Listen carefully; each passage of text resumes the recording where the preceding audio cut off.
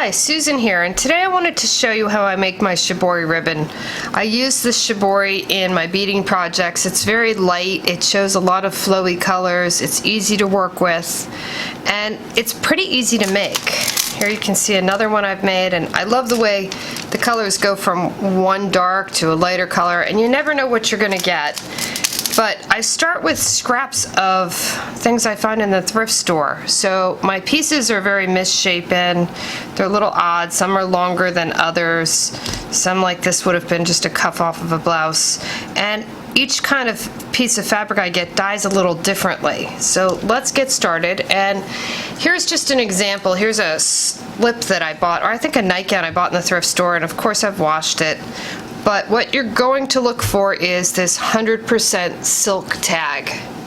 You want to make sure you see that. If it doesn't say 100% silk, it may not take to the dye. The natural products are much easier. The other thing you're looking for is, see how there's a sheen to the satin? You can get the more matte satin, but if you can find this shiny satin, silk, it works so much better. You just don't want rayon, you want 100% silk so it grabs the dyes, doesn't let go, and it's really easy to work with. So let's get started with my coffee can. This seems to be my easiest thing. If you have a cylindrical vase, perfect. Some people use PVC pipe. There's all different things you can use, but it's got to be a basic cylinder shape. If you have a drink cup or something, I've seen people use that and it works pretty well. So now that I've got my string untangled, we're going to take our can, and this is just a strip of satin, and this is a little bit of a more matte kind of translucent-y satin, but it'll come out, silk. I keep calling this silk satin, sorry. But it will come out just as beautiful if it's not the shiny silk. I find as long as it's this soft and really pliable, not the thick silk with the bumps in it, just this loose, flowy silk, it's fabulous. So it's worth trying if you don't have the right silk sometimes. I've gone through quite a few. So we're just going to wrap our can with our silk, and this was just, I cut it into strips. Now it doesn't always naturally come into the size strips I want, so sometimes I'll have some skinnier strips and longer strips, and it'll just give me skinnier ribbon. But since we're folding it up, as you've seen in my previous project, it doesn't really matter. So now I'm going to take a string. Now this string could be basic kite string you get at Home Depot or any home improvement store. It doesn't really matter what thickness it is. Mine has turned black because I don't wash it. And you say, why would you do that? Well, sometimes the ink or dye or whatever I'm using stays in the string and gives me that extra color in the fold, especially when I'm doing the pastel-y colors, and I really like that. So it's up to you if you want to wash it out after you've dyed your piece. So now we're just going to wrap the string around the can. Now I do mine about 1/4 inch apart. How far you do it apart is how big your pleats are in your ribbon or your silk. It's, whoops, and here it gets everything knotted up to show you reality. But your pleats, if you buy the professional dyed Shibori ribbon, the pleats are very far, and I don't particularly care for that in my beadwork. I have bought it and I found that the ribbon is very skinny, the pleats are very large, and I struggle with getting such interest so easily. So I find that the pleats being closer together actually is a benefit, and at some point this should unravel since I had untangled it. Okay, there we go. So let me just give that, since I moved it when I was trying to untangle it. So we're just trying to get a little bit of consistency, but if it's not perfect, sometimes that's okay. You know, I'm a serendipitous artist. However it comes out could be a good or a bad surprise, but it's usually always good with my Shibori. And so we're just wrapping about 1/4 inch apart. And now you're going to understand why we need the cylindrical piece, because we just squish it down, and that's how we get our wrinkles. And so we just continue to wrap until we get it all in. And like I said, these are not perfect shaped pieces because I'm just cutting up and upcycling whatever I find. You could buy silk by the yard online. It's very expensive. And all of this stuff, most people don't want anyway. So this is a whole lot less expensive, and if you don't really need a whole lot, it's a much more economical way to go. So I'm just taking the rest of the string, wrapping it. I'm going to put the rest in the can because I don't want to deal with it. And I don't usually tie the top off. I just rubber band the heck out of it. And that seems to keep it down. So I put one up there for my knot, well, where there was a knot, just to keep the string tight. And I'll put one down by the fabric just to keep that in place. And now I have just a basin, but you could fill up a sink. And I'm just going to wet this down. Now I want this to be really saturated so that when the dye goes into it, it runs all the way through the fabric. It makes a terrible mess, and that's what creates all those wonderful surprises.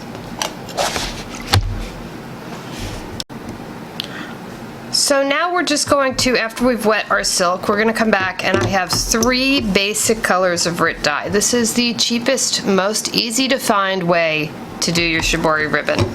I'm using the aquamarine, the golden yellow, and the fuchsia. And I'm just going to start with the golden yellow, and I am literally just taking a brush and brushing it on and dripping on the table.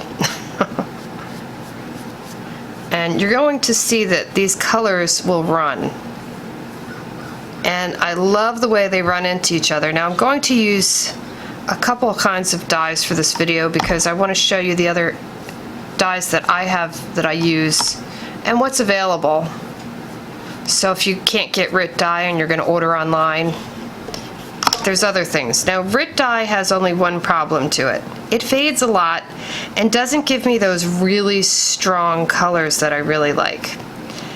Now if you're doing pastels, just add more water to this and you'll get some easy pastel colors, and RIT dye is fantastic for that. And I've done lots of beautiful things with RIT dye. I don't want to say it's a bad dye. I'm just saying if you want those really intense dark colors, this product does not give it to you.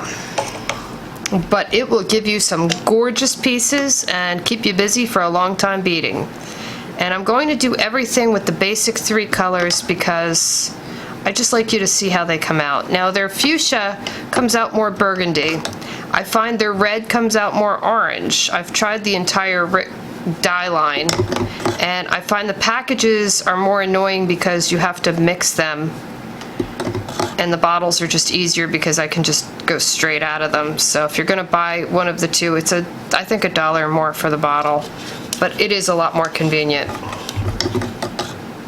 So I'm just brushing this on the top, and I did that yellow and red next to each other. So you basically only use a 4 to 6 inch piece when you're beading. Sometimes you can use even less. And so I like to keep the 2 colors close together. See what we get. But you can see the colors, how they run in. They're really beautiful. And this doesn't take a whole lot of talent or anything. It's pretty simple. But I love the surprise when you open the silk, how it comes out. Now the top layer, the first layer, will always come out a little deeper, and the second layer a little softer. Now if they touch each other, is that a problem? Heck no. But they are really just so much fun to work with in your beading pieces.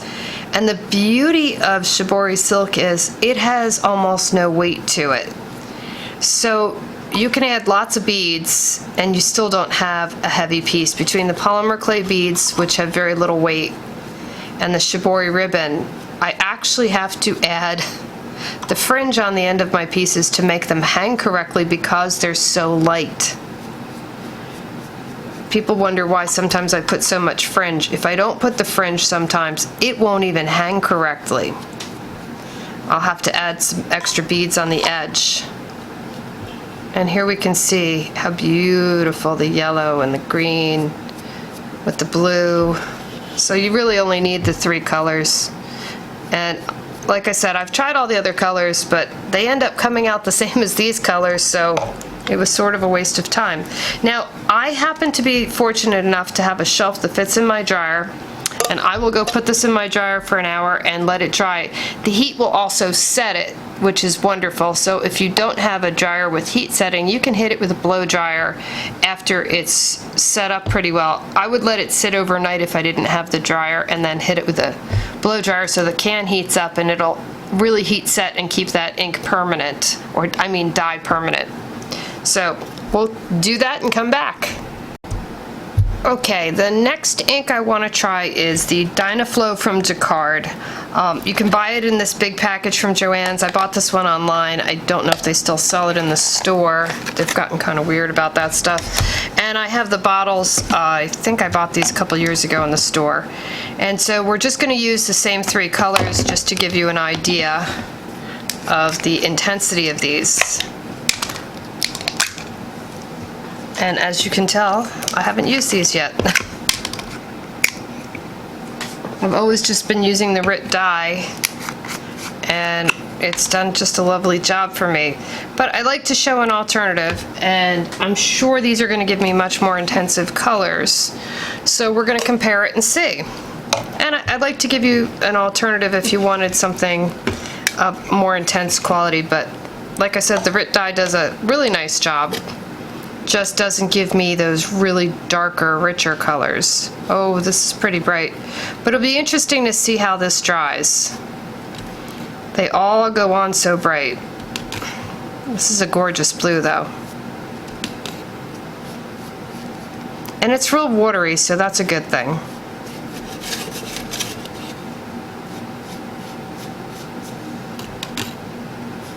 I could just do all this blue, it would be really pretty. Doing it with lots of water and making it go from light to dark.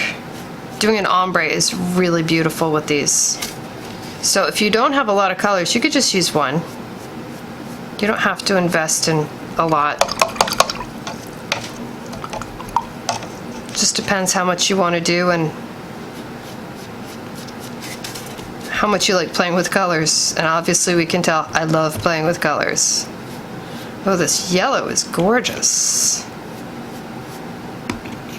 Really, really pretty.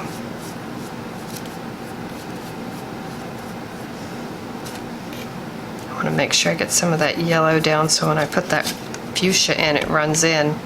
And I want to make sure I get some of this green crossing over. Now, as I tilt the can, the water also will make the colors run. Sometimes they'll run together, but I think it's really pretty. Ooh, this fuchsia is really nice. I have the feeling these Jacquard are going to be way stronger than the RIT dye. Almost maybe too strong, but we'll see. I gotta blend them together because almost looks tie-dye. These are really pretty though. Really, really pretty. I'll have to bead something with both of these pieces just so we can complete this.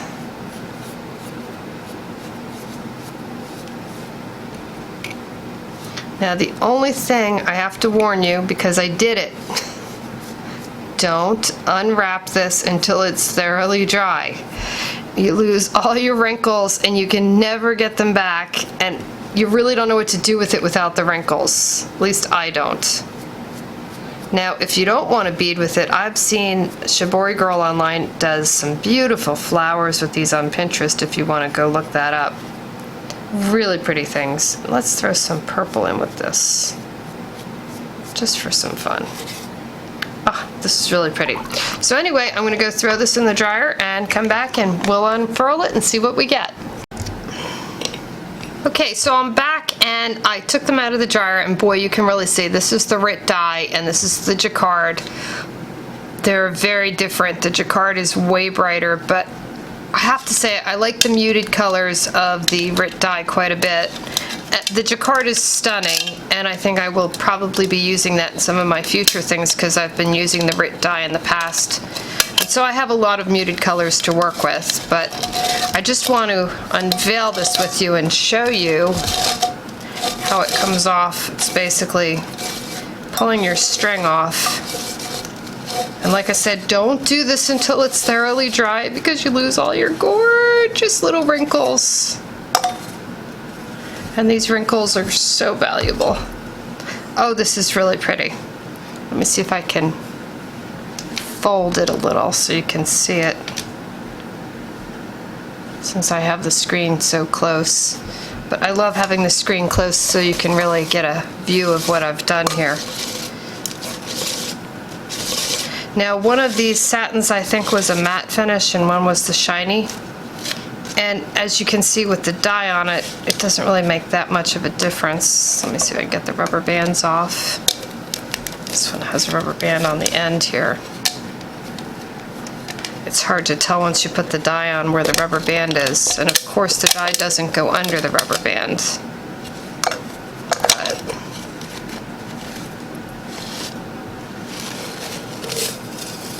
now the jacquard did not bleed through on the second layer, which some people might not like. I think it's quite pretty because it gives you some depth in there, and the folds are all going to get piled on top of each other, but I do like that it gets some lighter colors in between there. Maybe if I put some more water in it in the jacquard paint next time, I mean the jacquard dye, it may seep through, but it's still very pretty.